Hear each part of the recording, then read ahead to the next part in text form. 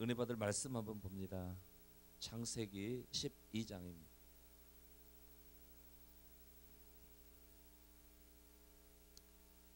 창세기 12장 1절에서 3절까지 말씀입니다.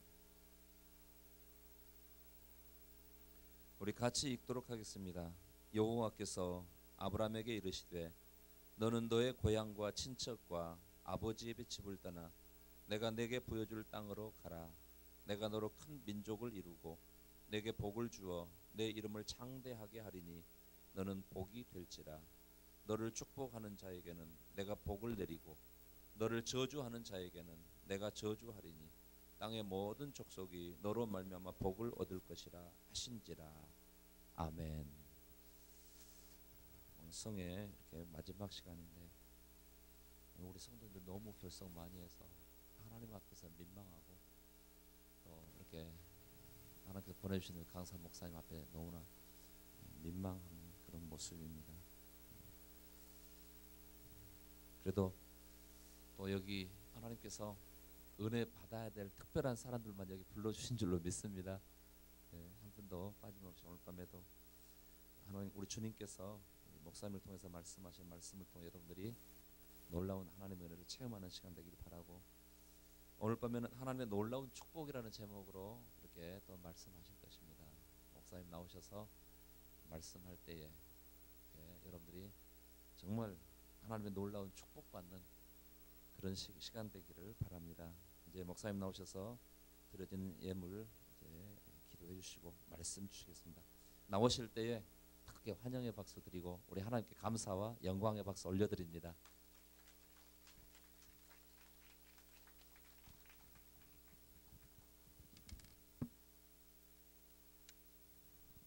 기도하겠습니다. 아버지 감사합니다. 이렇게 주께서 특별하게 시간을 따로 떼우셔서 원하시는 모든 사람들을 부르시고 또 주 앞에 간절하며 나오는 사람이기마다 마련하신 은혜를 넘치게 부으시는 것 참으로 감사합니다. 오늘 밤에도 우리 가운데 함께 계시는 주님을 찬양합니다. 우리를 부르시고 역사하시는 주님을 찬양합니다. 우리 안에 새 일을 행하시는 주님을 찬양합니다. 주 앞에 받은 은혜가 많아서 예물을 드리며 또 간절한 소원과 간절한 주의 은혜를 구하면서 드리는 또 예물이 있습니다. 이 모든 예물을 받으시며 각 사람들의 삶 가운데 주께서 놀랍게 역사하셔서 항상 감사가 넘치게 하시고 하나님의 찬송이 되게 하시며 영광을 받아 주시옵소서. 아버지 우리 가운데 말씀하실 것을 믿습니다. 은혜 주실 것을 믿습니다. 마음을 다 열어놓고 주 앞에 나왔사오니 선님께서 우리 가운데 역사하셔서 영광 받아 주시옵소서. 예수 그리스도의 이름으로 기도합니다. 아멘. 할렐루야. 오늘 이 말씀은 하나님께서 아브라함에게 하시는 놀라운 이 말씀입니다. 이 말씀 안에 본다면 하나님께서 아브라함에게 축복하시는 말씀들이 나와 있는 것이죠. 여러분이 이 1절 말씀부터 시작해서 보면은 하나님께서 아브라함에게 어떤 말씀하시는가에 대해서 자세하게 살펴볼 필요가 있습니다. 처음 1절에 이렇게 말씀했습니다. 여호와께서 아브라함에게 이르시되 너는 너의 고향과 친척과 아버지의 집을 떠나 내가 내게 보여줄 땅으로 가라. 이렇게 말씀했습니다. 하나님께서 아브라함에게 명령하신 것이죠. 하나님께서 아브라함에게 두 가지 명령했습니다. 하나는 떠나라라고 말씀하시고 두 번째는 가라라고 말씀했습니다. 두 가지 명령하신 것이죠. 떠나는 것은 아주 구체적으로 말씀했어요. 너의 고향과 친척과 또 아버지의 집을 떠나라 이렇게 말씀을 했습니다. 그것은 또 다르게 말한다면 아주 익숙하게 잘 살던 삶, 아주 안정된 삶을 살 수 있는 기반, 그런데 거기서부터 떠나라라고 말씀을 하신 것입니다. 이건 참 쉬운 게 아닌 것이에요. 우리는요 그런 나에게 익숙했던 곳에서 떠나는 것은 쉽지가 않습니다. 나에게 안정된 기반을 주는 거기서 떠나는 것은 참 쉽지 않습니다. 하나님께서 그것을 떠나라고 말씀을 하는 것입니다. 또 한 가지 명령은 가라고 말씀했습니다. 더 기가 막힌 것이 이 가라고 말씀하신 것은 어디인지 말씀을 안 하셨습니다. 내가 내게 보여줄 땅으로 가라고 말씀했습니다. 보여준 땅이 아닙니다. 보여줄 땅인 것입니다. 미리 보여줬다면 뭔가는 좀 더 떠나기 쉬울 터인데, 그리고 가기 쉬울 터인데 내가 너에게 보여줄 땅으로 가라고 말씀하시니 이거 보통 일 아닙니다. 떠나는 것은 어려운 것이고, 왜냐하면 너무 익숙했던 것, 그리고 너무 안정감을 줬던 것, 나의 모든 삶의 기반을 잘 줬던 것, 여기서는 떠나라고 말씀하시면서 또 가야 할 곳은 전혀 알지 못하는 곳, 도대체 거기가 어딘지도 모르면서 뭔가는 거기는 이런 곳이다 하라고 그림 보여주시고 사진 보여주시고 소개하시고, 그래서 그렇게 좋은 곳이라면은 비록 여기가 나에게 삶의 터전이 있고 안정되어 있지만 그래도 이것을 내가 버릴 수 있는 용기가 생기는 것입니다. 그런데 가야 할 곳이 도대체 어떤 곳인지 전혀 말씀도 안 하시면서, 그것이 어떤 땅인지도 전혀 보여주지 않으면서 그냥 앞으로 보여줄 땅이라고 말씀하시면서 주께서 명령하시기를, 그런데 지금 내가 있는 이 땅은 떠나라고 말씀하는 것입니다. 보통 강력한 명령이 아닌 것입니다. 아브라함에게 명령하신 이 두 가지 명령은 보통이 아닌 것이죠. 이것은 정말로 아브라함이 얼마나 하나님의 말씀에 순종한 사람인지를 잘 보여주는 것입니다. 여러분 어떻게 생각하십니까? 나에게 지금 안정감을 주는 곳, 나에게 익숙했던 곳, 그리고 나의 모든 기반이 잘 닦여 있는 곳, 어디 가든지 아쉬울 것이 없는 곳, 그런 곳에서 떠나라고 말씀을 하시는데, 가야 할 곳은 도대체 거기가 어떤 곳인지 전혀 알지 못하는 곳으로 가라고 말씀을 하는 것입니다. 그런데 그 다음 말씀이 중요한 것입니다. 대신 거기서 한 가지 이렇게 말씀했습니다. 내가 너로 큰 민족을 이루겠다 라고 말씀했어요. 내가 너에게 복을 주겠다 라고 또 말씀했죠. 그리고 내가 너 이름을 창대케 할 것이다. 그리고 너는 복이 될 것이다. 그러니까 복의 근원이 될 것이다. 이렇게 말씀을 한 것입니다. 더 말씀하시기를 너를 축복하는 자에게 내가 복을 내릴 것이고 너를 저주하는 자는 내가 저주할 것이다. 굉장하지 않겠어요?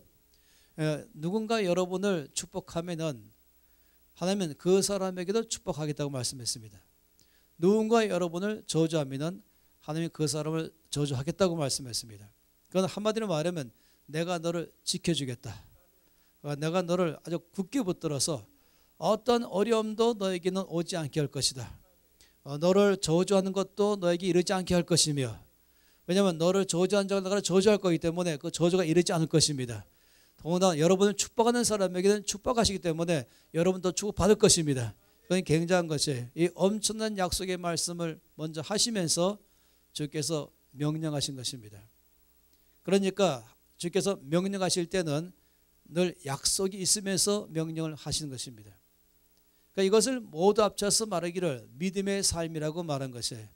우리가 믿음으로 살아간다라고 말할 때는 언제나 거기엔 두 가지가 있는 거예요. 하나는 주께서 나에게 명령하신 대로 내가 순종하면서 가는 것. 두 번째는 하나님이 나에게 약속하신 것은 신뢰하면서 가는 것. 이것이 믿음의 삶인 것입니다. 믿음은 순종과 신뢰가 따라가는 것이에요.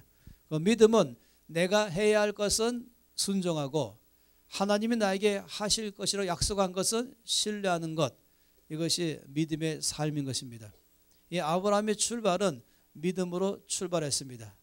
그러니까 그는 이 낯익은 것, 익숙한 것, 안정된 기반을 갖고 있는 것을 떠나라고 말씀할 때, 그리고는 전혀 도대체 어딘지 알지 못하는 그런 곳으로 가라고 말씀할 때에 그 말씀에 그가 순종했습니다. 그런데 왜 순종할 수 있었냐면은 하나님의 약속의 말씀 때문에 순종할 수가 있었습니다. 그러니까 여기 말씀한 대로 내가 너에게 큰 민족을 이룰 것이고 너를 복줄 것이며 내가 너를 붙들 것이며 네가 어디로 가든지 내가 너와 함께 할 것이며 그리고 내가 너를 창대케 할 것이다.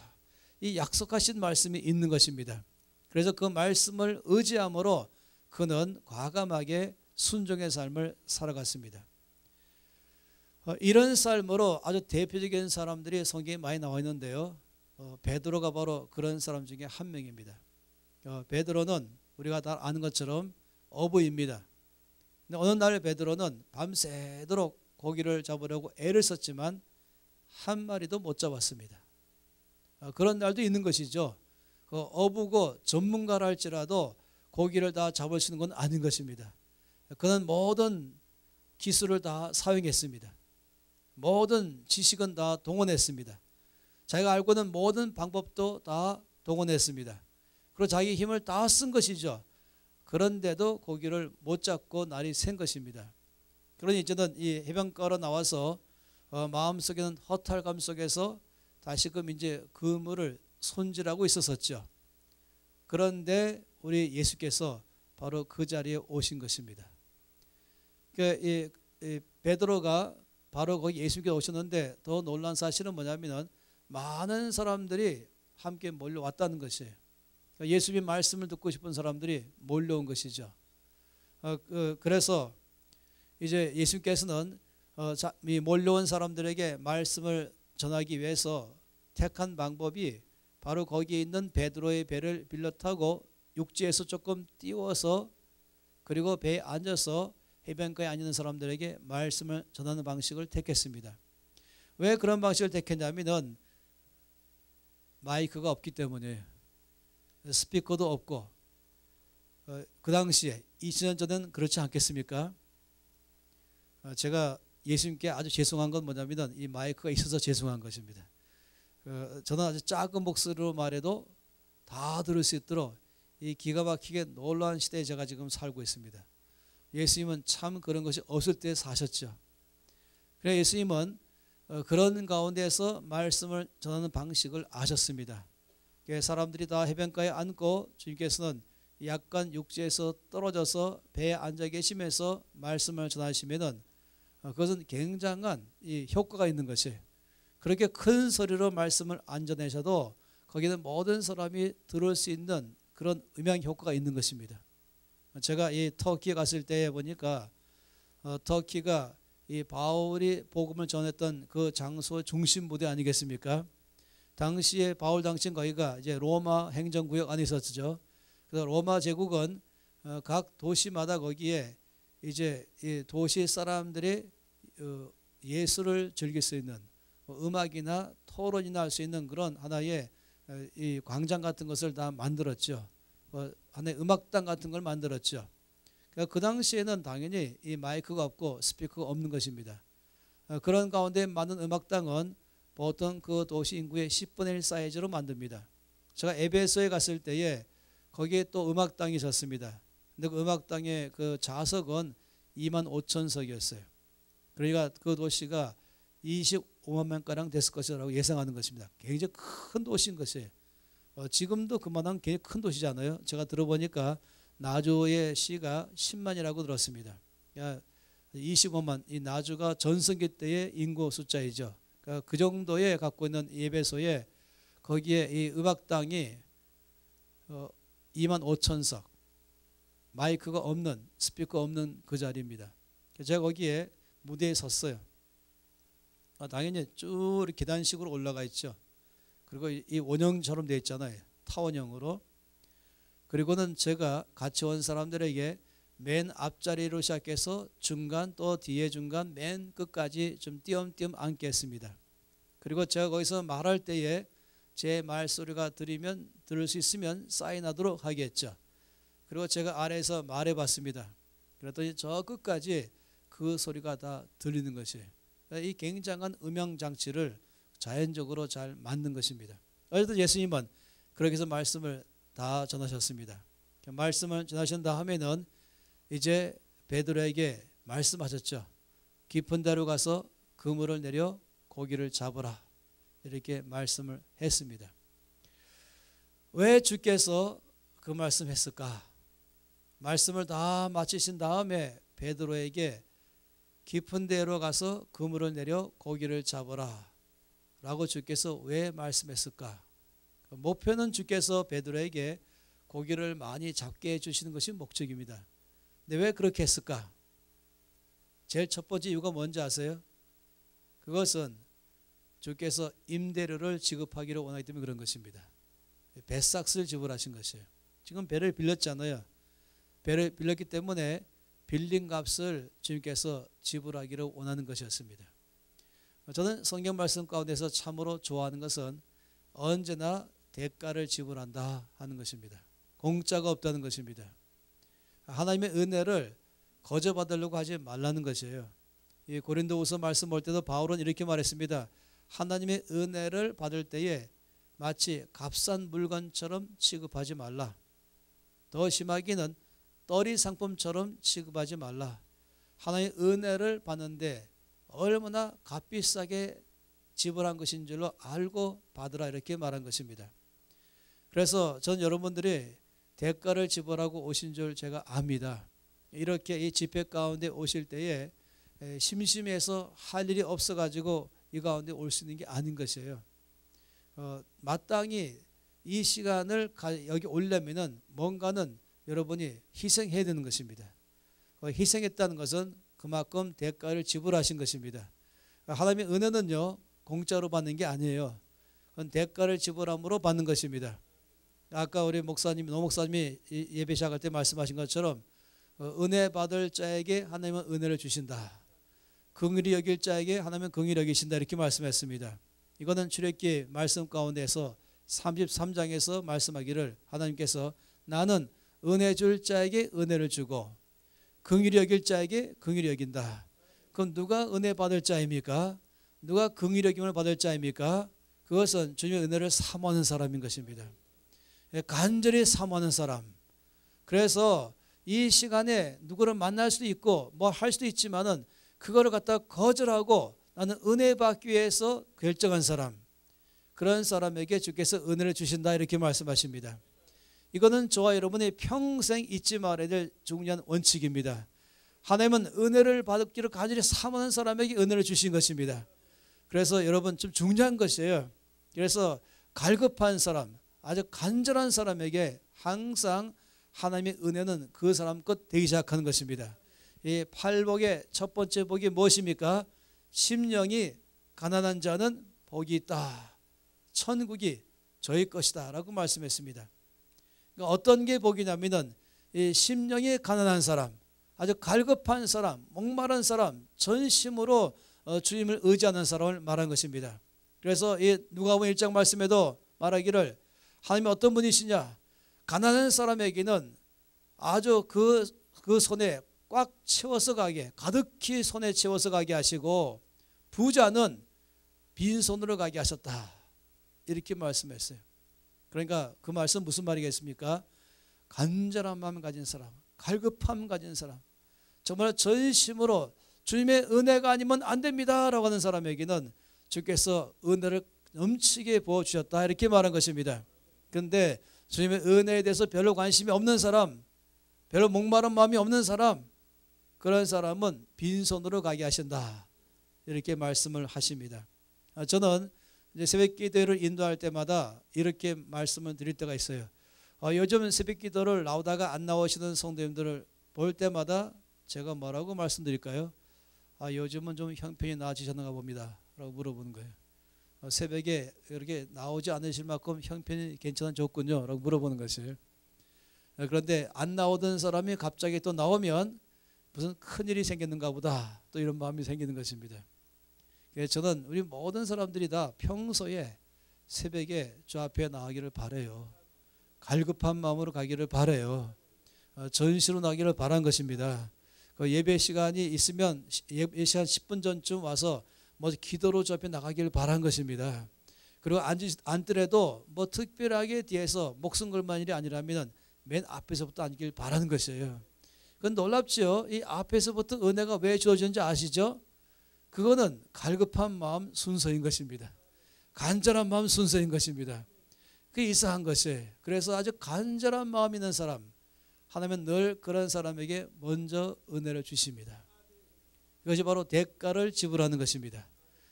제가 이 토요일마다 훈련시키는 일을 하는데요.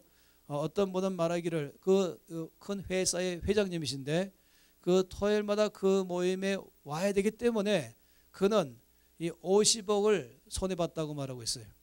그 모임에 와야 되기 때문에 토탈 50억의 손해를 봤다. 그 시간에 그는 계약을 해야 되고 그 시간에 만나야 되는데 그걸 다 포기하고 말씀 듣고자 오는 바람에 50억 손해봤다 그랬습니다. 어디서 생각하십니까? 이 보통 문제가 아니에요. 근데 이분이 또 말씀하시기를 그런데 학교 다 끝난 다음에 1년 내로 하나님이 50억 다 갚아줬다 하셨습니다.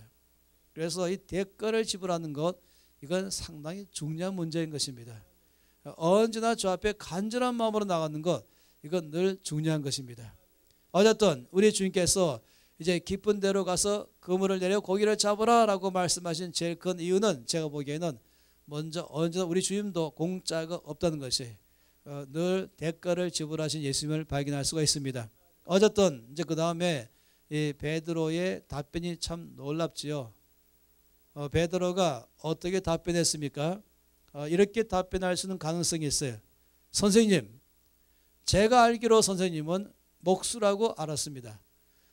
나무로서 나무를 가지고 각종 모양을 만드는 전문가라고 제가 들었습니다. 근데 죄송하지만 이 배와 물고기에 관해서는 제가 전문가입니다. 저는 어릴 때부터 어부로서 잔뼈가 굵은 사람입니다. 저는 이 배와 물고기에 관해서는 모든 지식이 있습니다. 또 기술도 가지고 있습니다. 또 어떻게 할 수 있는지 방법도 알고 있습니다. 그런데 전문가인 제가 말씀드리는데 안 될 것입니다. 왜냐하면 제가 전문가로서 어제 밤새도록 전문적 지식을 다 사용했습니다. 또 기술도 다 사용했습니다. 그럼 모든 방법도 다 동원했습니다. 제 힘도 다 사용했습니다. 그리고 전문가로서 제가 말씀드리는데 안 됐습니다. 그렇기 때문에 안 될 것입니다. 제 생각을 말씀드리겠습니다. 안 될 겁니다. 제 경험으로 말씀드리는데 안 될 겁니다. 충분히 이렇게 말할 수 있어요. 그런데 베드로의 참으로 놀라운 점은 뭔지 아십니까? 베드로는 선생님, 제가 밤새도록 수고했지만은 한 마리도 얻지 못했습니다. 그러나 말씀에 의지하여 그물을 내리겠습니다. 이거 보통 일이 아닙니다. 자기가 그물을 내리는 것은 자기 경험을 의지하는 것이 아니라 말씀에 의지해서 내리겠다는 것이에요. 깊은 데로 가서 그물을 내려 고기를 잡으라 말씀했으니 그 말씀에 의지하여 그물을 내리겠습니다. 여러분, 이것이 믿음이라 했었죠. 믿음이란 주께 나에게 말씀하신 대로 내가 순종하는 게 믿음이고, 거기에 또 이 말씀하신 것 속에는 늘 두 가지 있다 그랬죠. 말씀 속에는 명령이 있고 약속이 있습니다.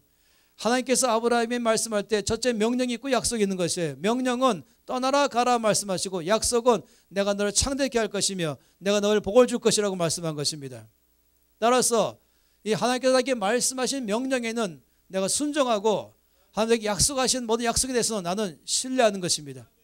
그날 베드로에게 주께서 말씀할 때는 명령과 약속이 다 있는 것이에요. 명령은 무엇입니까? 깊은 데로 가라, 그물을 내려 고기를 잡으라, 이게 명령이에요. 약속은 뭐겠습니까? 당연히 내가 그 그물 속으로 많은 고기를 몰아넣어 주겠다, 이거 약속이죠. 그 말씀 안에도 이미 포함된 것입니다. 따라서 베드로는 자기의 경험을 따라서 반응하지 않았고, 자기 느낌 따라 반응하지 않았고, 말씀에 따라서 반응한 사람이었습니다. 깊은 데 가서 그물을 내려 고기를 잡으라 말씀했으면 내가 보기에는 안 될 터이지만은, 그러나 주님 말씀하신 대로 예라고 하면서 깊은 데로 가서 그물을 내려 고기를 잡는 건 내가 할 일인 것입니다. 그러면 거기에다가 고기를 몰아와서 많은 고기를 잡히게 하실 것은 주님이 하실 것입니다. 이것이 믿음인 것이에요. 내가 할 것은 순종하고 주님이 내가 순종할 때 역사할 것을 믿는 것이 믿음인 것입니다. 그래서 아는 것처럼 결과는 어마어마한 고기를 그날 잡았던 것이죠. 온 성경에는 이런 믿음의 사람들로 꽉 차 있습니다. 주께서 여호수아에게 이제 제사장들에게 법궤를 메고 넘치 흘러가는 요단강 물 속으로 들어가라, 들어가면 내가 강물을 멈추게 할 것이고 그 다음에 백성들로 건너가게 할 것이다 라고 말씀했어요. 여기는 명령은 무엇입니까? 제사장들에게 법궤를 메게 한 다음에 넘치게 흐르는 강물 속으로 들어가는 것은 명령인 것입니다. 약속은 무엇입니까? 들어가면 내가 멈추게 한 다음에 온 백성을 강을 건너가게 하겠다 약속인 것입니다. 따라서 여호수아가 할 일은 무엇입니까? 믿음입니다. 어떻게 하는 것이? 믿음은 첫째 순종. 내가 할 일은 명령에 순종하는 것이고 약속에 신뢰하는 것입니다. 따라서 그는 강이 멈춘 다음에 들어간 게 아닌 것이에요. 들어가라 말씀하시며 들어가면 그 다음에 강물은 주께서 멈추게 할 줄로 믿었던 것입니다. 이것이 늘 중요한 것이죠. 이것이 바로 믿음의 삶인 것입니다. 우리들의 모든 삶에는 이런 믿음으로 살게 되어 있습니다. 그래서 믿습니다라고 말할 때는 그냥 내 느낌을 믿는 것이 아니라 주께서 나에게 명령과 약속하신 것을 믿습니다.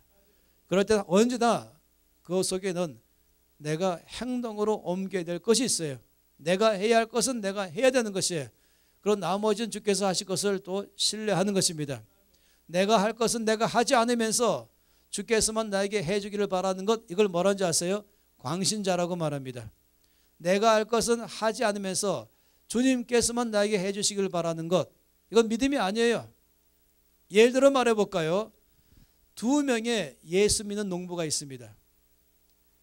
근데 한 농부는 봄이 되니까 밭가로 가서 아침부터 밤까지 전능하신 주님을 찬양했습니다.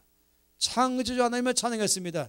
말씀으로 만물을 창조하신 하나님을 찬양했습니다. 무에서 유를 창조하신 하나님을 찬양했습니다. 그러면서 농부가 말하기를, 하나님, 제가 여기에 이 밭에다가 아무 씨도 뿌리지 않았지만은 우리 하나님 전능하시기 때문에 이 밭에서 많은 열매를 맺을 줄로 믿습니다. 이 교회 굉장한 교회네. 아멘 소리가 안 나오네. 어떤 교회 가면 꼭 아멘 나왔거든요. 큰 소리로 아멘 그러면서.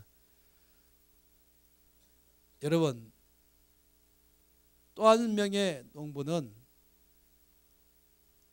이제 봄이 돼서 밭으로 갈 때에 그냥 가지 않고 창고에 잘 보관해놨던 농기구를 들고 나갔습니다.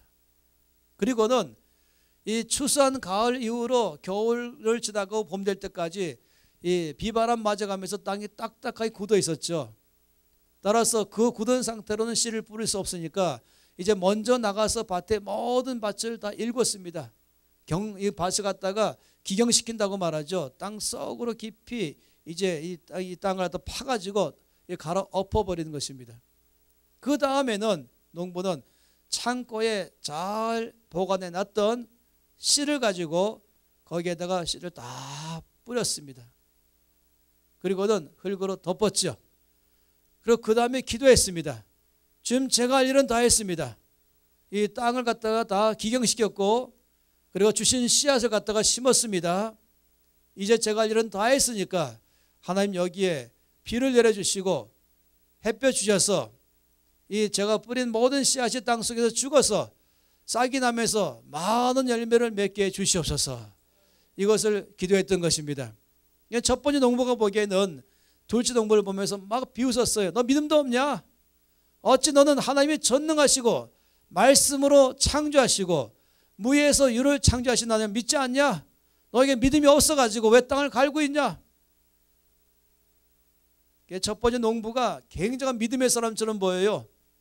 그리고 둘째 농부는 믿음 없는 사람처럼 보이는 것입니다. 여러분 결과를 잘 아시죠? 가을이 됐어요. 이 두 농부의 밭에 어떤 결과가 나왔을까요? 당연히 첫 번째 농부의 밭에는 아무것도 거기선 열매가 없는 것입니다. 잡초만 무성하게 나왔겠죠. 그리고 둘째 농부의 밭에는 거기는 아주 충실하게 익은 곡식이 나오는 것입니다. 이 첫 번째 농부를 뭐라고 말합니까? 광신자라고 말한 것입니다. 내가 해야 할 것을 하지 않으면서 하나님이 해 주실 것만 바라는 것을 광신자라고 말한 것입니다. 하나님은 우리 가운데에 농기구를 주셨어요. 하나님은 우리 가운데 씨앗을 주신 것이에요. 그 나에게 주신 것을 가지고 내가 할 일을 내가 다 한 다음에 내가 할 수 없는 건 무엇입니까? 그 씨앗이 땅속에 죽는 건 내가 못하는 것입니다. 죽은 다음에 거기서 싹이 나기 시작하면서 자라나게 하는 건 내가 할 수 없는 것이에요. 또 열매를 맺게 하는 건 내가 할 수 없는 것입니다. 그것은 하나님이 하실 것입니다. 내가 할 수 있는 것은 농기구를 사용하는 것과 씨앗을 뿌리고 밭을 날마다 돌보는 건 내가 해야 할 일인 것입니다. 이것을 믿음이라고 말한 것이에요. 여러분 기억하시기 바랍니다. 어떤 크리스찬들은 광신자로 살아요. 자기가 아무것도 안 하면서도 하나님께서 해 주실 줄로 믿습니다. 그리고는 밭에서 오히려 이 잡초만 무성하게 나오면은 하나님은 전능하지 않으신가 의심하고, 하나님 약속을 안 지키신다 의심하고, 더 심하면은 하나님 살아계신가 의심하는 것이에요. 하나님의 원칙을 모르는 것이죠. 그건 믿음의 삶이 아닌 것입니다. 그것은요 광신자의 삶인 것입니다. 그런데 제가 보니까 정말 그런 삶을 사는 사람이 있다는 것이에요. 이 광신자처럼 자기가 해야 할 것이 뭔가를 저 앞에서 알아보면서 내가 해야 할 것은 무엇인가. 근데 그것이 마치 믿음 없는 것처럼 보이는 것이에요. 아니죠. 내가 해야 할 것이 왜 믿음 없는 것입니까? 이 농기구를 가지고 땅을 갈아 엎는 것, 이미 주신 씨앗 갖다가 땅에다 뿌리는 것, 이게 믿음 없는 행동인 것입니까? 거기다 아무것도 안 하면서 주께서 역사할 줄로 믿습니다 하는 사람은 믿음의 사람입니까? 그렇게 하는 사람이 있어요. 아, 굉장한 믿음이구나. 아니요. 결과를 보면 알 수 있잖아요.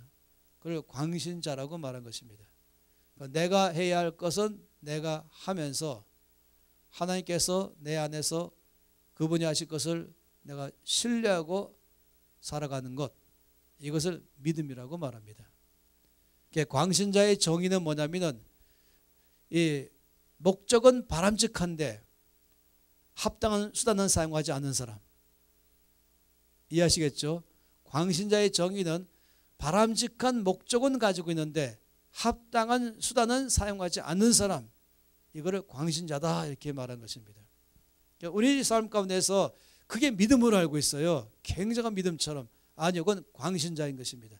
내가 해야 할 것은 하지 않으면서 하나님이 할 것만 바라보고 있는 것.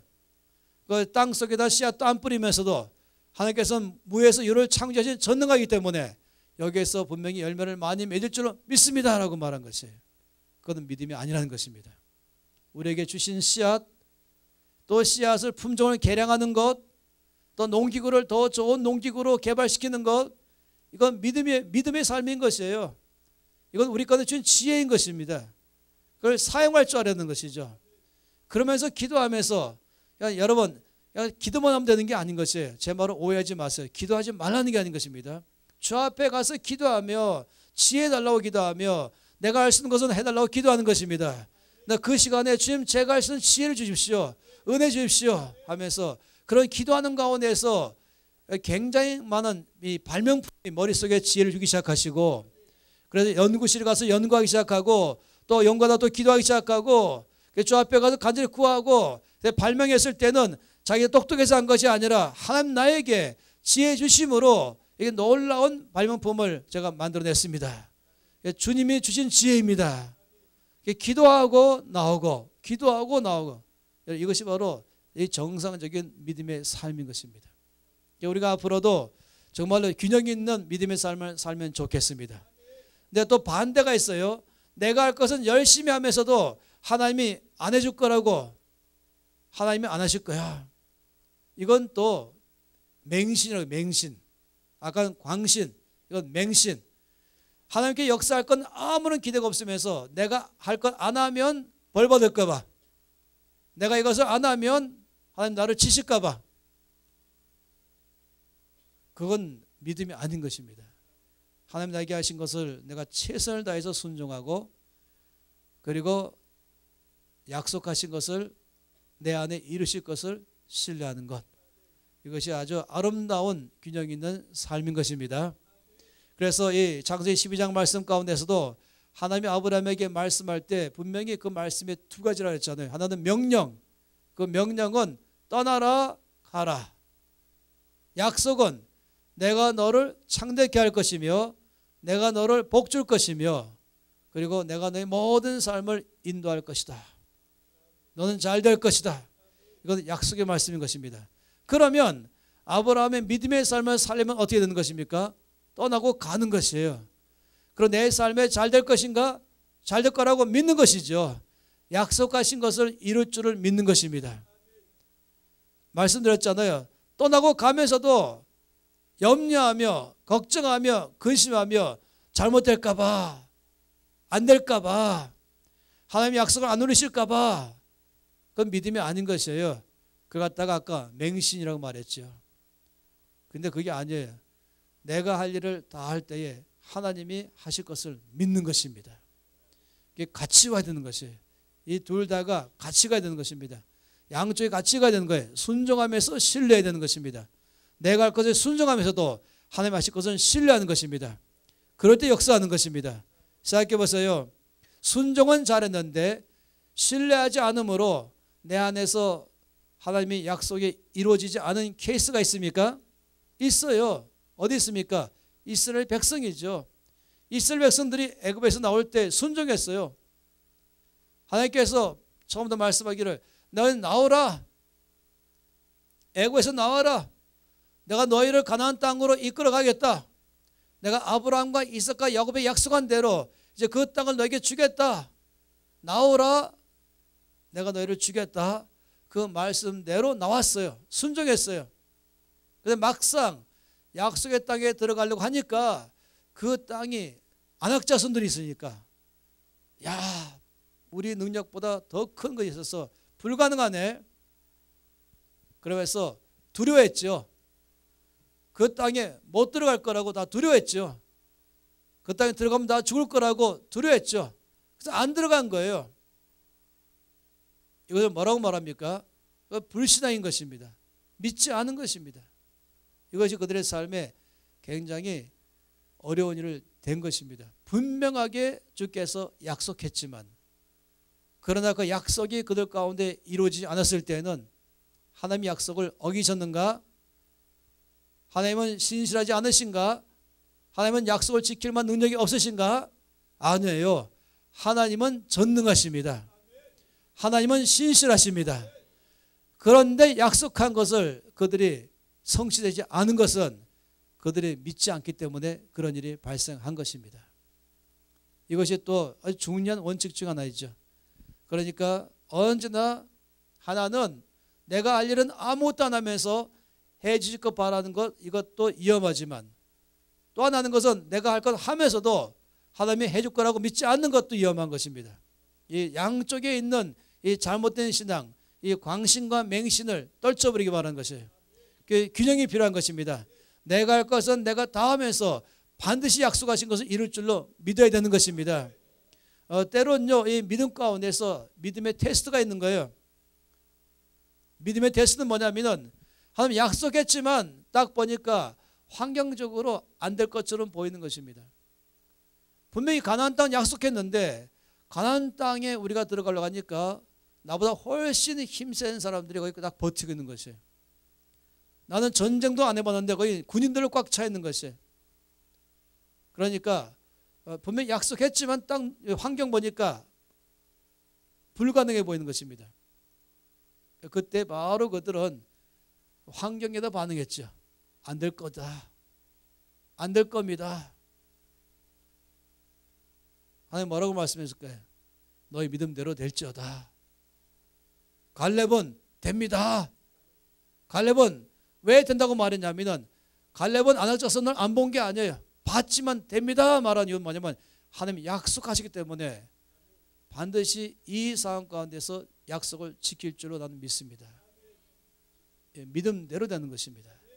우리 예수님께서 나사렛 고향 땅에 가셨죠. 갔을 때에 능력을 베풀지 아니하셨다라고 말씀했습니다. 그러면 고향 가면은 예수님의 능력이 사라지는 것인가요? 그게 아닌 것이에요.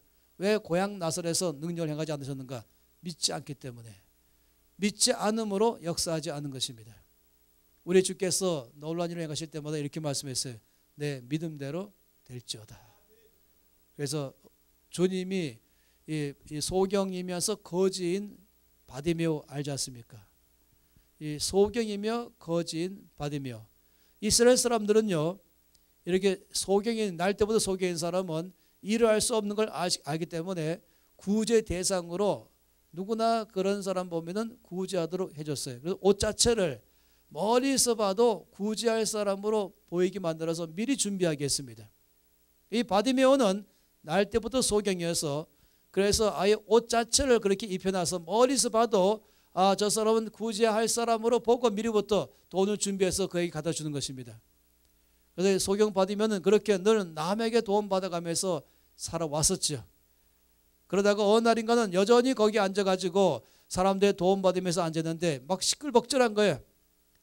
그래서 이 바디메오가 뭔 일입니까? 라고 물어보니까 지금 나사렛 예수께서 지금 여기 지나가신다라고 말씀해요. 많은 사람들이 그 예수님을 만나보려고 지금 오느라고 시끄럽다고 말한 것이에요. 그 말을 듣는 순간 바디메오가 이때를 놓칠 수 없다 해서는 큰 소리로 부르짖었습니다. 나사렛 예수여, 나를 불쌍히 여기소서. 다윗의 자손이여, 나를 불쌍히 여기소서. 그런데 거기 많은 사람들이 시끄럽다 그랬어요. 조용히 해라 그랬죠. 예수님이 너희 관심도 없어 이렇게 하면서. 근데 이 바디메오가 거기에 조금 더 밀리지 않았어요. 그는 결사적이었어요. 이 기회를 놓칠 수 없다기 때문에 더 큰 소리로 외쳤어요. 근데 예수님께서 안 들으셨을까요? 예수님 들으셨어요. 처음부터 예수님은 바디메오 거기 계시면 아셨죠. 그건 어떤 필요가 있는지 아셨죠. 그러나 예수님은 못 들은 척 했습니다. 바디메오가 외쳐도 못 들은 척 했습니다. 왜 그런지 아십니까? 정말로 갈급한가? 정말로 간절한가? 이거를 알고 싶으신 것입니다. 그래서 일부러 못 들은 척 하신 것이에요. 한두 번 기도하다가 응답 안 되면은 관두는 사람 있잖아요. 갈급하지 않은 거예요. 정말로 절실한 사람이라면은 응답 될 때까지 기도할 것입니다. 그래서 예수님이 일부러 응답 안 하신 거예요. 어떤 데서 저한테 강의 요청을 하잖아요. 많이들 하죠. 그럼 제가 보통은 응답 안 합니다. 바빠요. 응답 안 해. 시간 없어요. 응답 안 하죠. 그렇게 제가 응답해줘요. 그러니까 요청에 응답 안 하는 것입니다. 왜 그럼 일부러 그렇게 하는 거예요? 비결이 있죠. 우리 지금 노목사님한테 비결을 말씀드리는데, 왜냐하면 그러면은 대부분 교회는 다시 요청 안 해요. 근데 정말로 갈급한 교회는 요청이 또 있어요. 그래도 오셔야 됩니다. 아니 시간 없다니까요. 그럼 며칠 있다가 그래도 오셔야 됩니다. 이렇게 대여섯 번 요청하면 제가 갑니다.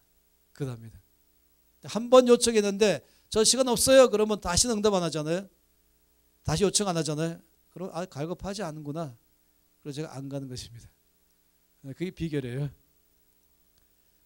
어쨌든 예수님께서 이 바디메오가 외쳤지만은 못 들은 척하고 또 오히려 이 방해꾼들도 방해하도록 놔뒀어요. 그만 시끄럽다.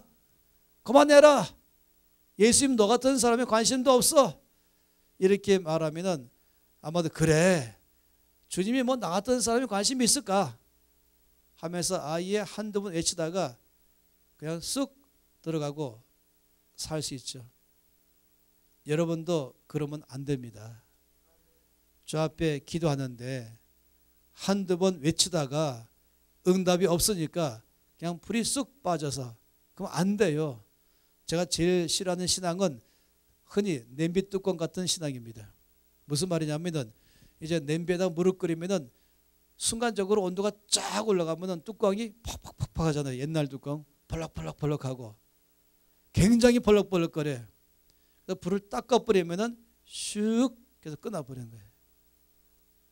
그러니까 열정 있는 것처럼 보이다가 금방 식어버리는 거. 그런 신앙 마시고 좀 이렇게 끝까지 가길 바라는 것이에요. 부르짖는데 저에 부르짖는데 응답이 없으니까 아이 그래 하고선 그냥 쓱 꺼져버리는 거. 목숨 걸고 기도하시기 바랍니다. 기도할 때 목숨 걸고 기도하세요. 응답될 때까지 기도하세요. 주께서 반드시 역사하실 것이에요. 반드시 응답하실 것이에요. 근데 갈급함이 없는 거죠. 간절함이 없는 것이죠. 이 방해꾼도 있어요. 중간에요. 시끄럽다. 주님 바쁘셔서 너의 관심이 없다 하는 것처럼 기도하다 보면 방해꾼이 생겨요. 내 마음에 방해꾼도 있기도 하고 옆에 방해꾼이 있기도 하고 환경에 방해꾼이 있으면서 그냥 바빠가지고 또 기도 잊어버리고 이러도 쭉 갔다가 오고 그럼 주님이 기도 응답 안 하시죠. 이 소경 바디메오는 누가 시끄럽다 그러고 조용히 하라 그러고 주님께서는 자기 기도를 안 들었을 때 소경 바디메오는 더 큰 소리로 나사렛 예수야 나를 불쌍히 여기소서 더 큰 소리로 드디어 주님께서 부르셨죠. 그때 주께서 처음 들으신 게 아니라 그때 주님께서 아셨어요. 갈급하구나. 간절하구나. 여러분 성경 말씀 가운데 주님 뭐라고 말씀하십니까? 대저 나는 목마른 자에게 물을 줄 것이다. 또 요한복음 7장 말씀에도 누구든지 목마르거든 내게로 와서 마시라. 여러분 누구든지 목마르거든 목마른 자라면 누구든지 갈급한 자 그 역사하신 것이 구하라 두드리라 왜 말씀했어요? 그거는 전심으로 나가는 것이죠. 주님께서 드디어 이 바디메오가 얼마나 갈급한지 아셔서 불러라. 제 아들이 가서 바디메오 보고 예수님이 너를 부르신다 라고 하니까 바디메오가 예수님께로 달려가면서 버린 것이 있어요. 뭘 버렸는지 아십니까? 겉옷을 벗어버렸어요. 왜 그랬을까요? 이 겉옷은 구제 대상이잖아요. 남에게 늘 도움받는 대상인데 나 이제 이거 필요 없다. 나는 남에게 도움받는 자가 아니라 남을 도움 주는 사람 되겠다. 주께 나를 치료하시면 나는 도움 주는 사람 살겠다. 주님 나를 치료하실 것이다. 그래서 그냥 겉옷을 벗어 가버렸어요. 그 예수님께서 중요한 말씀 질문했죠. 내가 내게 무엇을 하여 주기를 원하느냐. 와, 이거 중요한 질문이에요. 내가 너에게 무엇을 하여 주기를 원하느냐. 한마디로 말하면 너의 소원이 무엇이냐. 예수님께 바라는 기대가 뭐냐 이것이에요. 내가 너에게 무엇을 하기 원하느냐. 지금 너는 나에게 어떤 기대가 있느냐. 여러분 주님 여러분이 그런 질문하시면 어떻게 답변하실래요? 나는 주님께 대한 기대가 있는가? 나의 삶에 주께서 얼만큼 일하실 것에 대한 믿음이 있는가? 주님은 나에게 얼만큼의 능력이 있는 분이신가? 나에게 역사하실 거라면 내 소원이 무엇일까? 주님 저에게 이것을 해주기를 바랍니다 라고 말한 이것이 무엇입니까? 바디메오는 큰 것을 구했어요. 뭐라고 말했습니까? 주여 보기를 원하나이다. 이건 굉장한 거예요. 우리 주님께서만 할 수 있는 것. 보기를 원하나이다. 주님 저에게 한 달치 먹을 양식 주기를 원하나이다. 이것이 아니라 근본적으로 보기를 원하나이다. 주님 뭐라고 말씀했어요? 내 믿음대로 될지어다. 굉장한 것이에요. 내 믿음대로 될지어다.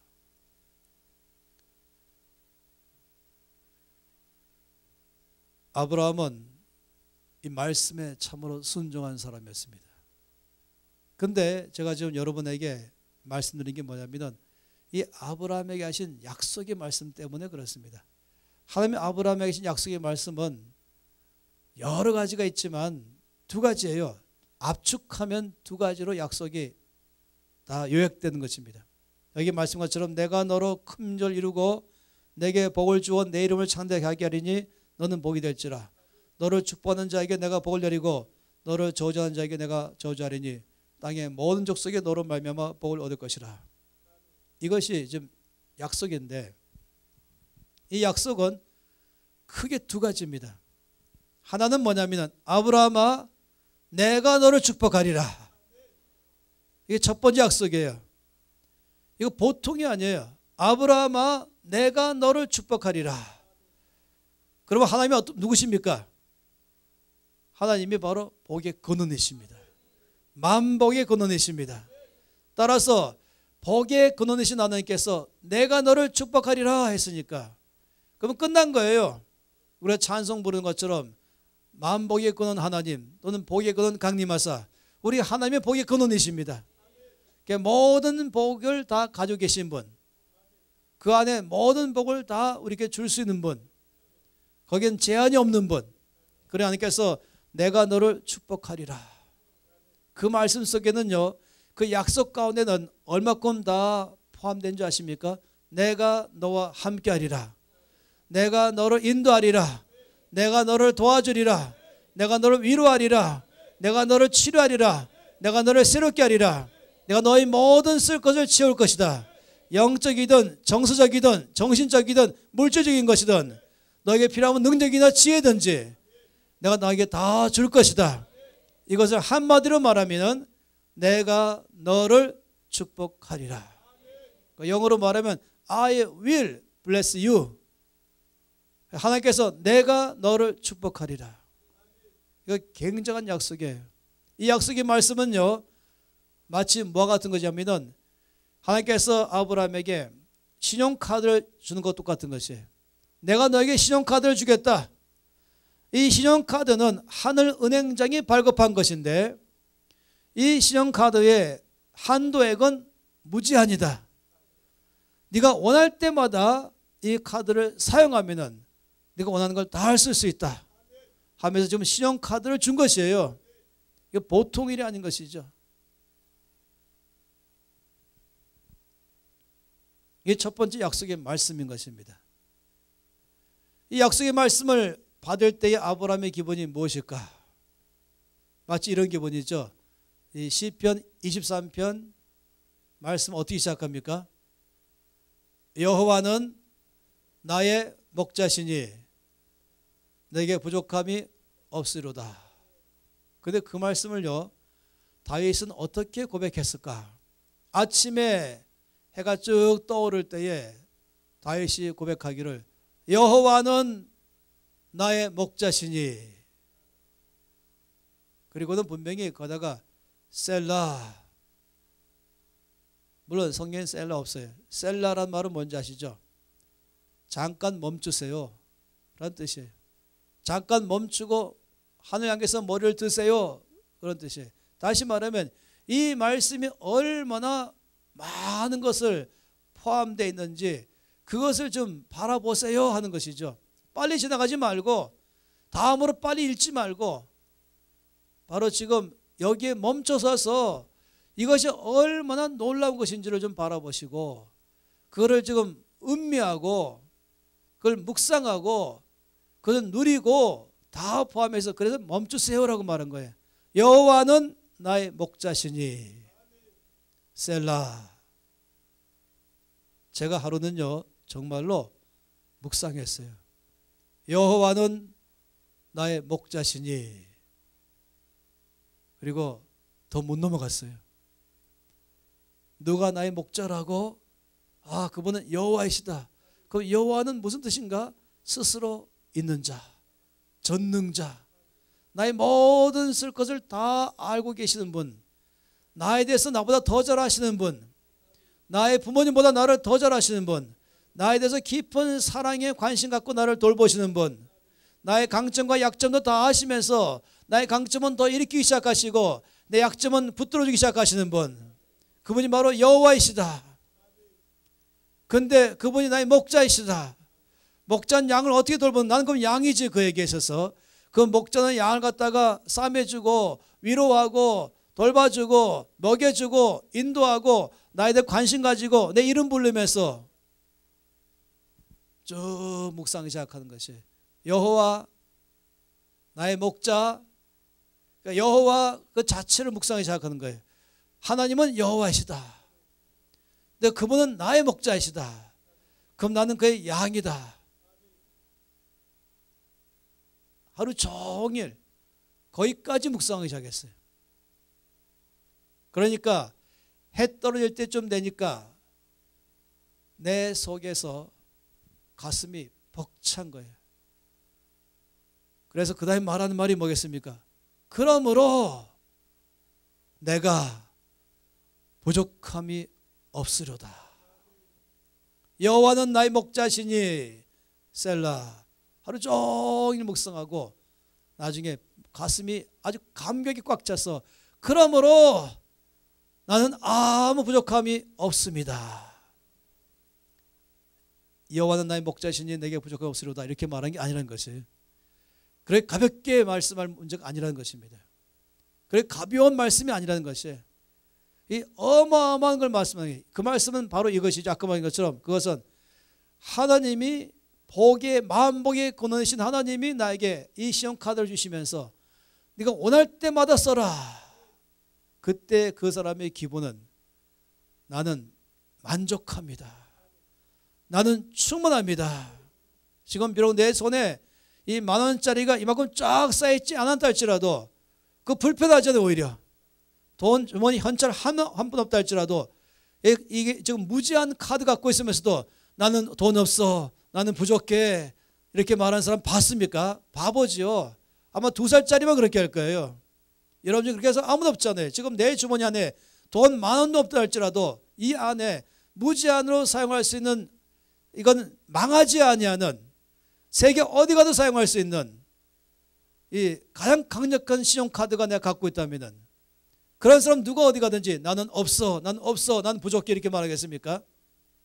아니요. 항상 나는 풍성해, 나는 충만해, 난 다 갖고 있어. 원할 때마다 쓸 수 있으니까. 그러니 하나님 아브라함에게 약속하신 말씀의 첫 번째가 내가 너를 축복하리라.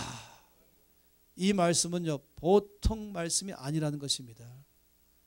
금방 넘어갈 말씀이 아닌 것이에요. 그런데 하나님의 아브라함에게 이 오늘 말씀의 약속 보니까 또 한 가지 약속한 게 있어요. 이렇게 말씀하는 것이에요. 아브라함아, 나는 너를 축복하는 하나님이다. 아브라함이 아멘 믿습니다. 그런데 아브라함아, 한 가지 더 알아야 될 것이 있다. 나는 너만 축복하는 것이 아니라 나는 땅의 모든 족속도 축복하는 하나님이다. 나는 네가 이걸 알기를 원한다. 나는 너만 축복하는 것이 아니라 너의 가정만 아니라 너의 교회만 아니라 너의 민족만 아니라 나는 땅의 모든 족속도 축복하는 하나님이다. 하나님의 아브라함이 하나님이 그런 분을 알기를 바라는 것이에요. 하나님은 나만 사랑하는 것이 아니라 나만 축복하는 것이 아니라 하나님은 땅의 모든 족속도 사랑하시고 나를 축복하시는 것처럼 땅의 모든 족속도 축복하는 분인 줄을 알기를 원하는 것입니다. 하나님의 사랑은 나도 사랑하시지만은 모든 사람들 사랑한 줄을 하나님의 아브라함이 알기를 원하는 것입니다.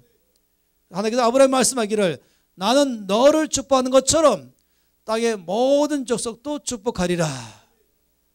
여기까지 말씀했다면요 아브라함은 아 그러시군요 그렇게 했겠지만 왜 이것이 약속이 됐냐면은 이렇게 말씀한 거예요. 아브라함아, 내가 너를 축복하는 것처럼 또한 땅의 모든 족속도 축복하리라 하고 아직 끝나지 않은 거예요.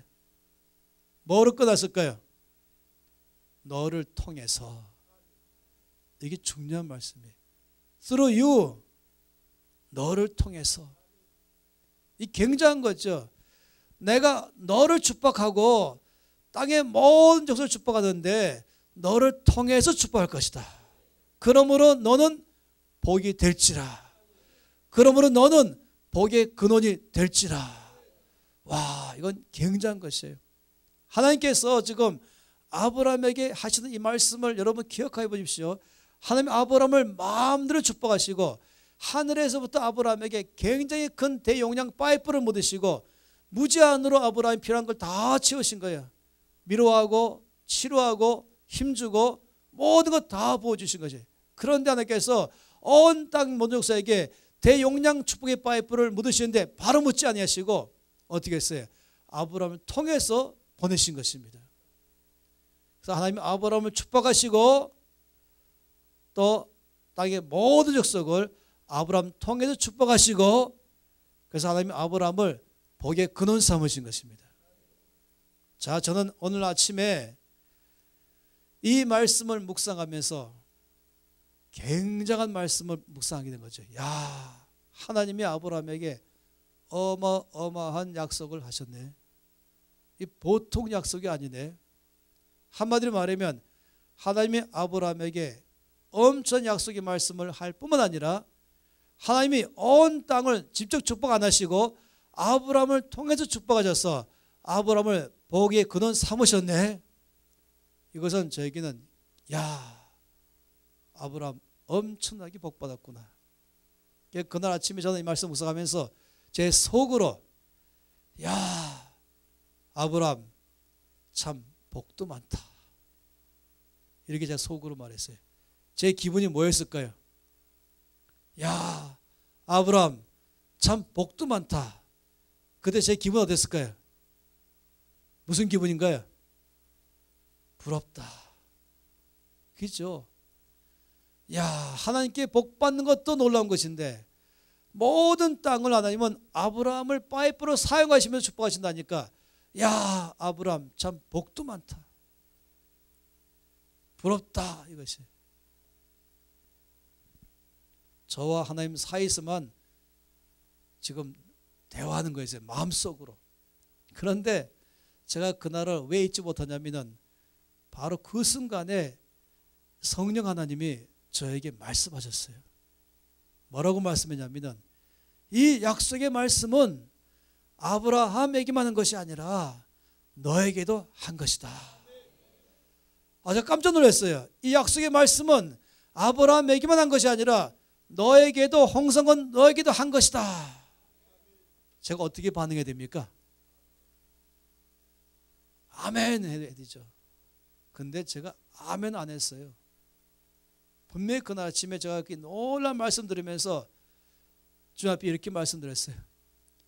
증거를 대세요. 그 말씀은 참 감사하지만 아니 증거가 있어야 되죠. 아무리 지금 이 말씀 봐도 여호와께서 아브라함과 홍성건에게 이르시되 이렇게 말씀했다면 제가 알겠는데 아무리 봐도 재림이 없는 거예요. 그런데 저기 됐다고 한다면 다음 날쯤에도 다시 이 말씀 볼 때에 어제는 뜨거운 마음으로 내 것인 줄 알았는데 오늘은 그냥 뜨거운 마음이 없으면 내 것 아니면 어떻게 하겠습니까? 증거가 있어야 되잖아요. 뜨겁든 안 뜨겁든 증거가 있어야 되잖아요. 죄송하지만 증거를 대세요 이렇게 말씀드렸어요. 그랬더니 놀랍게도 제가 그 말씀을 하자마자 바로 이렇게 말씀했어요. 갈라디아서 3장을 펴라.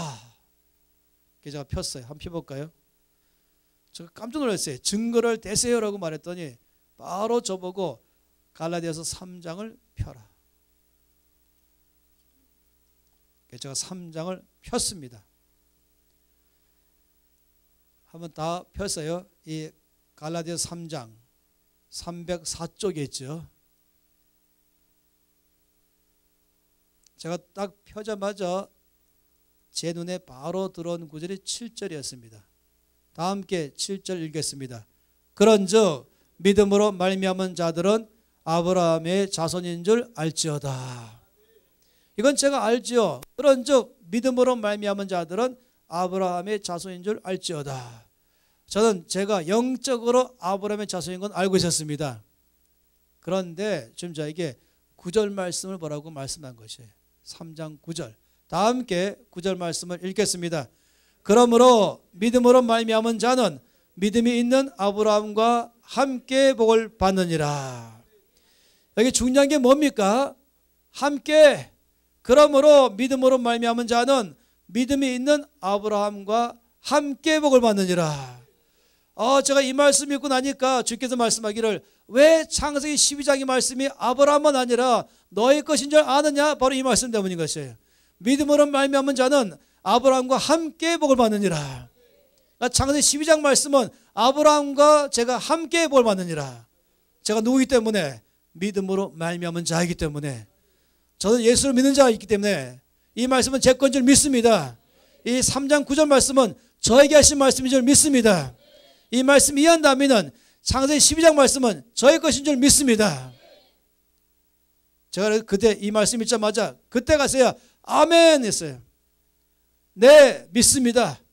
12장의 말씀이 아브라함만 아니라 저의 것이라고 하신 걸 제가 믿습니다. 주님 말씀하기를 중요한 문서는 도장 2번 찍는다. 그러면서 한 절 더 보라고 말씀했어요. 29절. 그래서 3장 29절을 보라고 말씀했어요. 그래서 3장 29절 보십시다.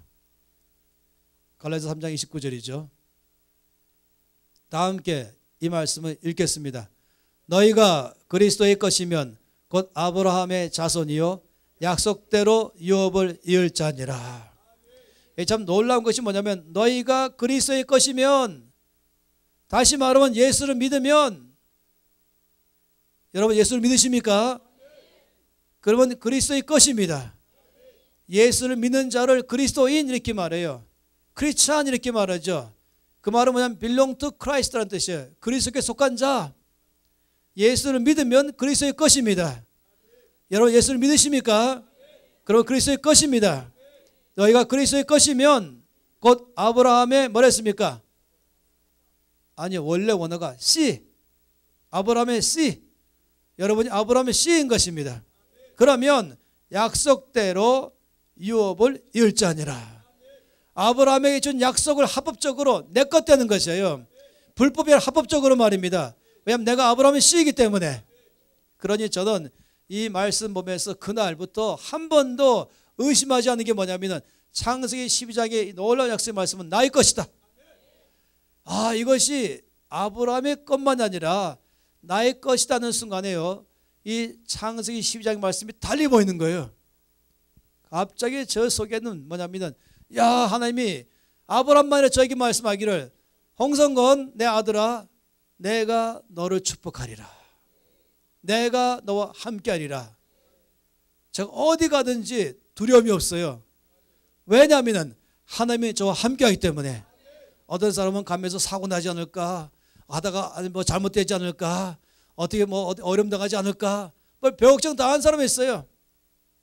제가 제일 싫어하는 기도가 뭐냐면 여름 수련회 때, 뭐 여름 성경학교, 그 다음에 중고등부 수련회 대표 기도가 뭐냐면 사고 나지 않게 해주시옵소서. 그래서 제가 기도가 고작 거기까지입니까? 무슨 사고 나지 않는 게 기도입니까? 올 여름 성경학교 사고 나지 않게 해주십시오. 올 여름 학생 수련회 사고 나지 않게 해주십시오. 아니 어째 그런 기도만 하십니까? 올 여름 성경학교는 엄청 은혜를 받게 해주십시오. 하나님께 놀랍게 역사해 주십시오. 이 아이들 인생의 최고의 하이라이트를 맞이하셔서 이 아이들의 인생이 바뀌도록 해주십시오. 이 기도가 필요한 것인데 왜 두려움으로 갖고 기도하고 있어요? 잘못될까 두려움 때문에 있는 것입니다. 왜 하나님 신뢰 못하는 것이에요? 주께서 말씀하기를 내가 너를 축복하리라.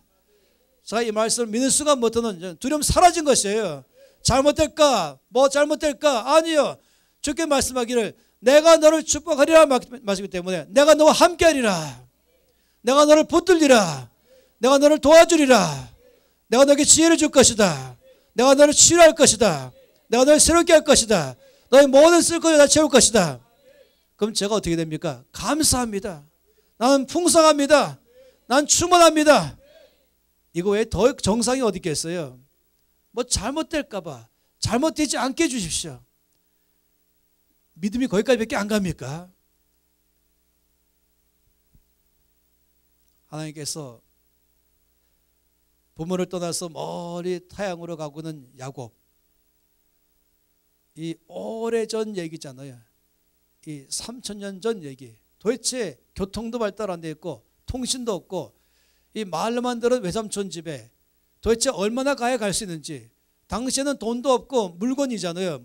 물건 주면서 먹고 물건 주고 자는 것입니다. 짐은 점점 가벼워지고 있어요. 그러니까 이대로 가다가 굶어 죽지 않을까, 이대로 가다가 얼어 죽지 않을까, 도대체 어디쯤 가야 삼촌 집이 있을까, 이런 걱정은 당연히 있기 마련이에요. 그런데 어느 날 염려대로 이제 노숙하게 됐죠.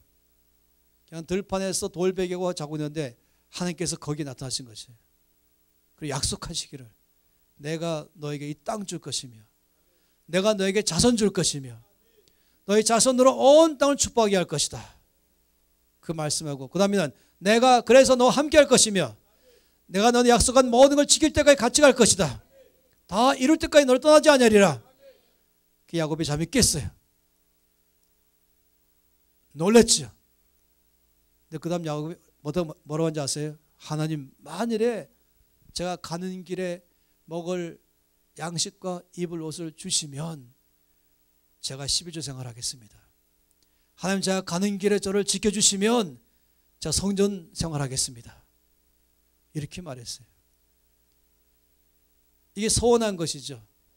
내 답답한 거예요. 지금 전부 야곱의 기도가 답답한 거예요. 지금 하나님 뭐라고 약속했어요? 내가 너를 축복하고 너희 자손이 많이 있게 할 것이며 너희 자손으로 온 땅을 축복할 것이며 내가 너 약속한 것을 지킬 때까지 항상 함께 할 것이며 너를 지켜줄 것이며 너를 약속한 걸 다 지킬 때까지 떠나지 아니하리라 말씀했어요. 그러면 정성적 기도는 뭔지 아세요? 아버지 감사합니다. 나와 함께 하시니 감사합니다. 나의 가는 길을 인도할 것 감사합니다. 지금부터 12조 생활하겠습니다. 지금부터 하나님만 섬기겠습니다.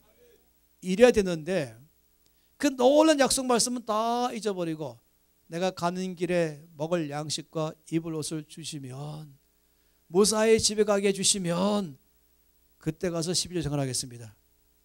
지금 이 야곱은 모든 정신이 자기 코앞에 있는 것에 집중되어 있었어요.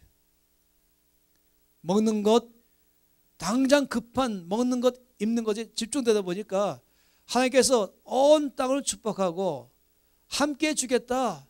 그리고 너를 축복하겠다 말씀한 건 다 이건 이해가 안 되고 눈앞에 있는 것에 집중한 나머지 그는 거기만 좁은 사람 내버려 만 것입니다. 참 답답한 사람이에요.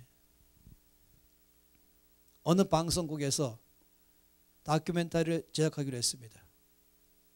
그래서 전문 기사 2명에게 비싼 장비를 주면서 비행기 태워서 수천 킬로를 날아가게 했죠. 또 내린 다음에 집차를 타고 또 이 수백 킬로를 가서 그 사막 한가운데 있는 6,300m 산에 그들이 도달했어요. 그리고 일주일 걸려서 이 비싼 무거운 장비를 메고 일주일 걸려서야 산 정상에 갔습니다.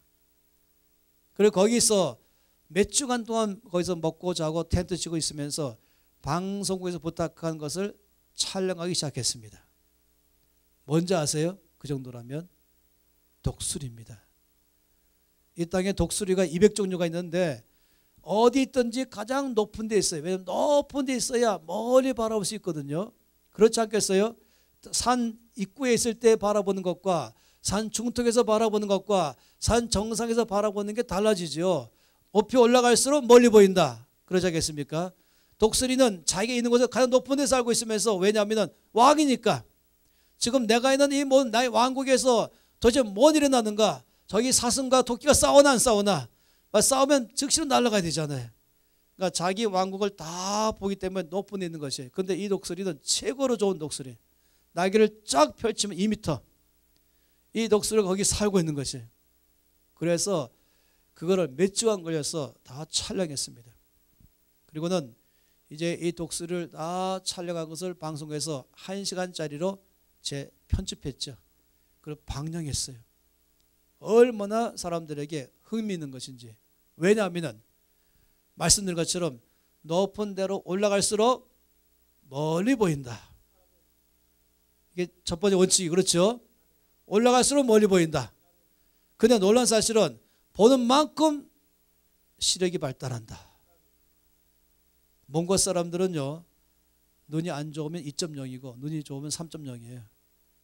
사막을 다니는 낙타는 시력이 6.0이에요. 멀리 보기 때문에. 독수리 시력은 10.0이에요. 망원경보다 더 성능이 좋아요. 왜냐? 높은 데서 멀리 바라보니까 놀랍게도 보는 만큼 시력이 발달하는 것이에요. 그런데 또 놀라운 사실은 시력이 발달해서 보는 만큼 뭐가 또 발달한지 아세요? 날개가 발달합니다. 그래서 보는 만큼 날아갈 수 있는 것이에요. 이거 원칙이에요. 높이 올라갈수록 멀리 보인다. 멀리 보는 만큼 시력이 발달한다. 시력이 발달하는 만큼 날아갈 수 있다. 그게 독수리 날개가 발달되어 있는 거예요.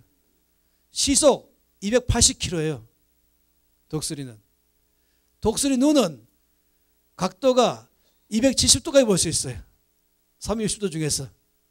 굉장하죠. 그게 독수리가 얼마나 흥미있는 짐승입니까? 방송국에서 독수리 때문에 대히트를 쳤어요. 그 방송국 PD들이 다시 또 다큐멘터리를 찍기로 계획 세웠죠. 그리고 아예 예고 방영했어요. 다음번에 우리가 또 다른 다큐멘터리를 방영할 것입니다. 아직 흥미가 있어서 야, 지난번에 독수리 때문에 참 좋았는데 이번엔 뭘까? 그랬더니 다음에 방영할 다큐멘터리는 또 다른 종류의 새입니다. 독수리 말고 또 다른 종류의 새라고 하니까 또 흥미가 있는 것이에요. 뭔 새일까? 그랬더니 기가 막히게 말하는 거예요. 다음에 방영할 새는 닭입니다. 이건 없는 거예요. 닭을 방영하는 방송 없거든요.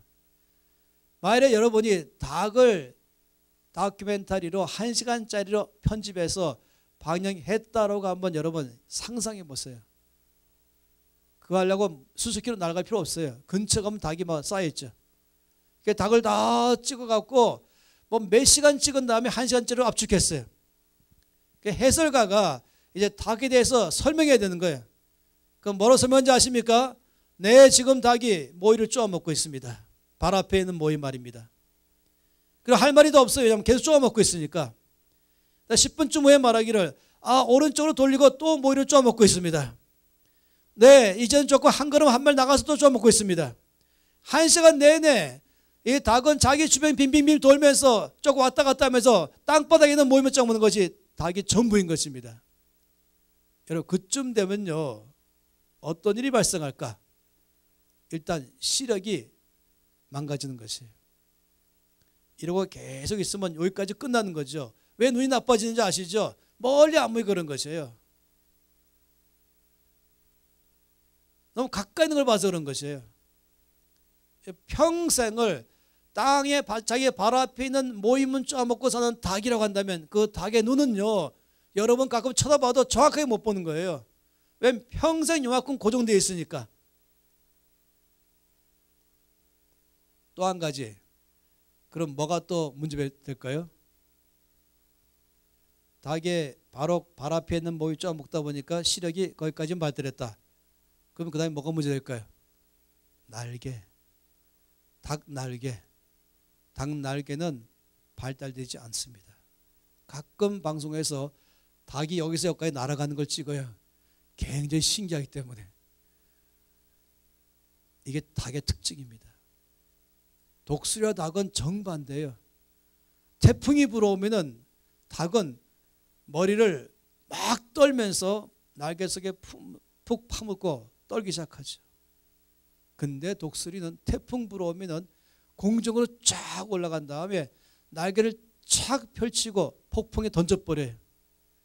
연은 언제 잘 나간다? 바람 부는 날. 독수리는 힘 하나 안 들이고 폭풍을 이용하면서 멀리 높이, 이것이 바로 성령의 바람에 안식하는 삶을 말한 것입니다. 제가 이 말씀 왜 드리냐면은 어떤 사람은 닭 같은 사람을 사는 사람이 있어요.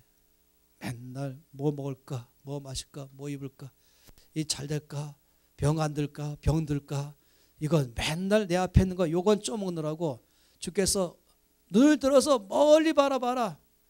지금 내가 너를 축복하고 온 땅을 축복하는데 널 쓰겠다. 지금 이 야곱에게 내가 너를 축복할 것이며 자손을 축복할 것이며 그 자손이 온 땅을 축복할 것이다. 내가 너와 함께 할 것이다. 이 약속을 다 이룰 때까지 떠나지 아니할 것이다. 이 엄청나게 말씀에도 불구하고 야곱은 아버지 저에게 먹을 것과 입을 옷을 주시면 잘 섬기겠습니다. 그 당시 야곱의 믿음은 무슨 믿음? 닭 같은 믿음. 자기 코앞에 먹을 것, 입을 것만 관심 갖는 것. 독수리처럼 높이 올라가서 멀리 보면서 그래 강해지는 거예요. 발달하는 거예요. 하나님께서 지금 말씀 뭐 하는 것입니까? 하나님 말씀하시기를 내가 너를 축복하리라. 내가 너와 함께하리라. 내가 너를 도와주리라. 내가 너를 강하게 하리라. 내가 너의 모든 피를 다 채울 것이다. 내가 너를 보호할 것이다. 그리고 또한 땅의 모든 족속이 너로 말미암아 복을 얻을 것이다. 너는 복의 근원이 될지라. 근데 이 말씀 다 듣고 나서 끝나고 나갈 때 닭 같은 사람 되지 마세요. 이 말씀 다 듣고 나갈 때는 뭐 먹고 살지, 코앞에 있는 걱정, 당장 내일 걱정, 여기면 또 뭐해 살지 마시고 머리 좀 바라보세요. 아버지, 저를 통해서 온 땅을 축복하실 것을 믿습니다. 적어도 여러분 독수리처럼 사십시오. 닭처럼 살지 마세요. 그럼 닭처럼 살면요, 시름시름 병도 잘 걸려요. 닭은 잘 졸아요. 알죠? 이 조는 거예요. 왜냐면 몸이 약하니까. 운동 안 하니까 말입니다. 온도가 조금만 달라지면 곤란하고, 거기 말이 어떤 이 병균 병도 온다, 다 죽어버린 거예요. 독수리는 강한 것입니다. 저는 오늘 여러분을 영적인 독수리인 것을 알려주는 게 제 사명입니다. 여러분, 이 놀라운 약속의 말씀, 내가 너를 축복하리라, 내가 너를 통하여 땅의 모든 족속을 축복하리라, 그러므로 너는 복의 근원 될지라. 이거는 한마디로 말해서 너는 영적인 독수리가 될 것이다. 높이 올라가라, 멀리 바라보라. 그러면은 시력이 발달할 것이며 날개가 발달할 것이며 거기까지 날아갈 것이다. 하나님, 여러분 통해서 땅 끝까지 축복하기 원하세요. 하나님, 여러분 통해서 나주를 축복할 것이며 호남을 축복할 것이며 대한민국과 아시아와 열방을 축복할 것입니다. 그런데 매일마다 나 바로 코앞에 있는 문제만 빠지고 거기 빠지고 빠져서, 흔히 한국말 중에 코가 석자라, 또 발등에 불이 떨어졌다, 그러면 닭이 되는 거죠. 그 모든 걸 다 쉽게 올려드리면서 주님, 저를 써주십시오. 열방을 바꿔내 써주십시오. 여러분 삶을 들으십시오. 여러분, 이 복의 근원이 될지라, 이 말씀은 그걸 갖다가 좀 더 압축하면 복덩이인 것입니다.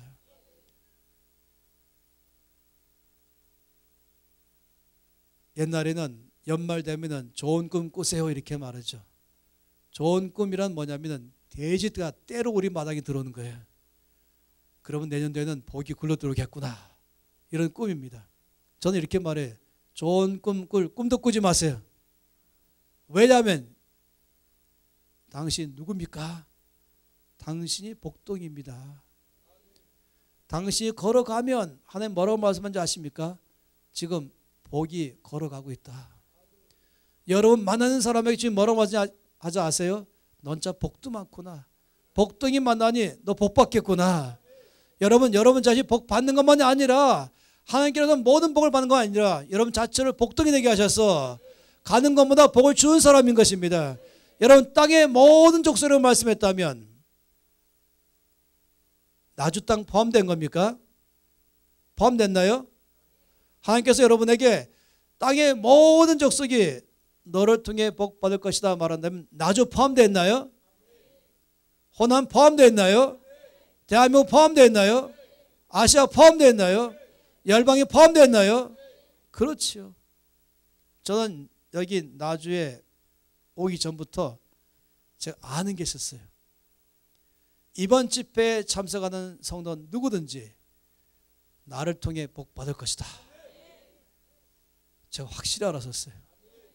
제가 곧 올라가면 또 서울에서 말씀 전하고, 그리고 바로 다음 주에 또 한 교회에서 말씀 전하고, 두 군데 교회에서, 그 다음에 바로 이제 호주 갑니다. 다음에 또 뉴질랜드 갑니다. 그리고 다음엔 또 베트남 가기도 하고 영국 가기도 하고 몇 나라를 쭉 가고 중국 가기도 하고 가죠. 근데 제가 알아요. 아, 내가 가면 호주가 복 받겠구나, 뉴질랜드가 복 받겠구나, 영국이 복 받겠구나. 제가 알아요. 왜 아는지 아십니까? 목사이기 때문에, 강사이기 때문에.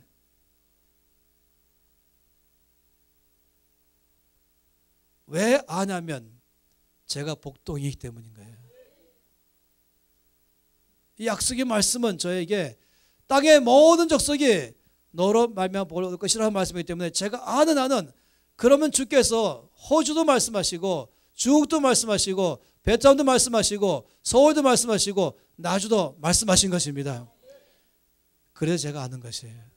제가 능력이 많아서가 아니라, 제가 잘나서가 아니라, 하나님의 약속하셨기 때문에 자 믿는 것입니다. 반드시 주께서 저를 통해서 복을 줄 줄 믿는 것입니다. 그런데 여러분이 말씀드린 것은 이 약속의 말씀은 저의 것만 아니고 예수를 믿는 자 여러분의 것입니다. 내가 너를 축복하리라. 또 너는 복의 근원 될지라. 하나님 여러분의 축복하심으로 충만하게 부어주시고 넘치게 부어주시고 그냥 어디 가든지 걱정하지 마세요. 염려하지 마세요. 잘못될까 봐 뭐가 어려질까 봐 배걱정 다 하십니다. 아니 주께 지금 말씀하기는 내가 너를 축복하리라 말씀했는데 내가 너와 함께할 것이며 내가 너를 인도할 것이며 내가 너를 보호할 것이며 모든 쓸 걸 다 주겠다고 말씀했는데 왜 걱정하는 것입니까? 감사하세요. 믿습니다 고백하세요. 아까 말씀드린 것처럼 사고 나지 않게 해달라고 이거 기도하는 게 아니에요.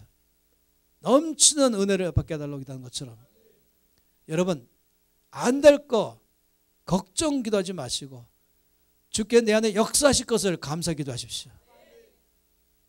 여러분 자녀에 대해서도 마찬가지고 여러분 가족도 마찬가지고 교회나 이 지역이나 나라나 마찬가지인 것입니다. 여러분이 손을 들고 기도하면 하나님께서 응답할 것입니다. 왜냐하면 땅의 모든 족속이 너로 말미암아 복을 얻을 것이다. 여러분의 손은 보통 손이 아닌 것이에요. 여러분이 누굽니까? 여러분이 복동입니다. 여러분이 복의 근원입니다.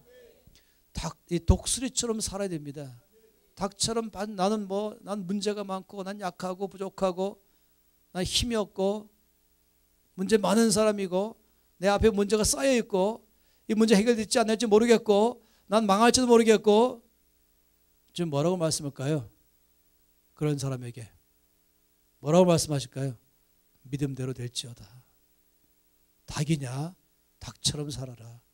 맨날 시름시름 앓고 시간만 있으면 졸고 있고 눈도 뜬 거지 않죠. 보이지도 않고 맨날 코앞에 있는 거 보고 살으니까 조금만 바람 불면은 더 떨기만 하고 심장이 벌렁벌렁하고 독수리는 높이 올라가서 멀리 바라보고 힘있게 날아가는 것입니다.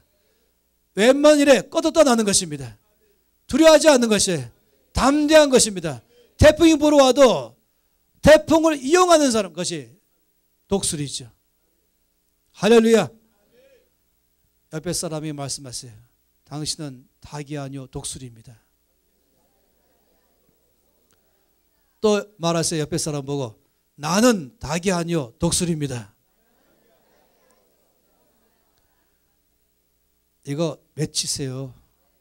거울 앞에 가서 거기 있는 그 사람에게도 얘기하세요. 그 사람 보고 당신은 닭이 아니요 독수리입니다. 앞으로 당분간은 독수리 성도님 인사하시기 바랍니다. 할렐루야. 다시 옆에 사람 보고 당신은 닭이 아니요 독수리입니다. 또 나는 닭이 아니요 독수리입니다. 당신은 복의 근원입니다. 나는 복의 근원입니다. 당신은 복동입니다. 나는 복동입니다. 믿으십니까? 제가 오늘 여기 오기 전에 주 앞에 간절히 기도했어요. 아버지 이 말씀에 계시가 임하게 해주십시오. 눈이 떠지게 해주십시오. 머리로 아니라 심장으로 바뀌게 해주십시오. 오늘 이 말씀 들으면서 인생이 바뀌게 하십시오. 내가 누군지를 확실히 알아서 앞으로 절대로 닭처럼 살지 않고 코앞에 것만 보고 살지 않고 독수리처럼 살게 해주십시오.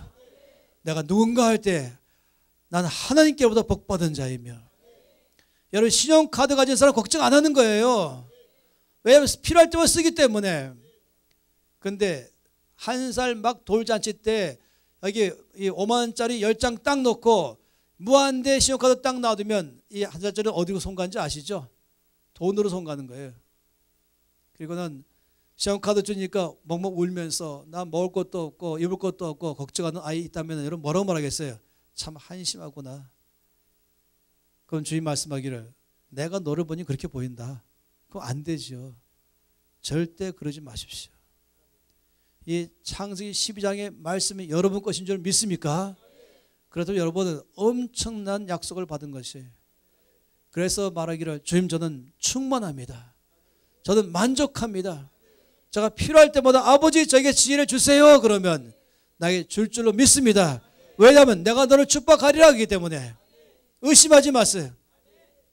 아버지 저를 형통케 하세요 할 때 당연히 형통케 하실 것이죠. 그러나 더 크게 아버지 저를 통하여 저를 만나는 사람마다 복이 흘러가게 하십시오. 이 나주 땅이 복받게 하시고 호남이 복받게 하시고 한반도 복받게 하시고 이 나라마다 여러분이 손들고 기도할 때마다 복 흘러갈 줄 믿습니다. 여러분 보통 사람이 아닌 것입니다. 할렐루야. 여러분 이 옆에 사람 손잡으시는데 조건이 있어요. 닭은 잡지 말고 독수리만 손잡으세요. 한번 독수리끼리만. 예, 닭은 잡지 마시고 독수리입니까? 옆에 사람 손잡고 당신은 독수리입니다. 당신은 복동입니다. 이제 여러분 옆에 사람 보면서 기도하시기 바랍니다. 이제 함께 주 앞에 기도할 때는 감사 기도하십시다. 아버지 이 창세기 12장의 약속의 말씀은 나의 것입니다. 아버지 저를 축복하심을 제가 믿습니다. 저는 복받은 자입니다. 아버지 저를 또한 복동이 되게 하신 것을 믿습니다. 저는 복을 또한 주는 자입니다. 제가 복받은 자에서 저는 충만합니다. 풍성합니다. 부족함이 없습니다. 아버지 또한 전 더 나가서 저 때문에 저를 만난 사람마다 복받을 줄 믿습니다. 저를 통해서 복이 흘러갈 줄 믿습니다. 저를 사용하십시오. 이 나주 땅이 복받게 할 걸 믿습니다. 여러분 안 된다 하지 마세요. 이 땅이 없다 안 된다 하지 마시고 아버지 없기 때문에 나를 통해서 복이 흘러갈 줄 믿습니다. 할렐루야. 다 같이 감사 기도를 주 앞에 드리겠습니다. 아버지 참으로 감사합니다.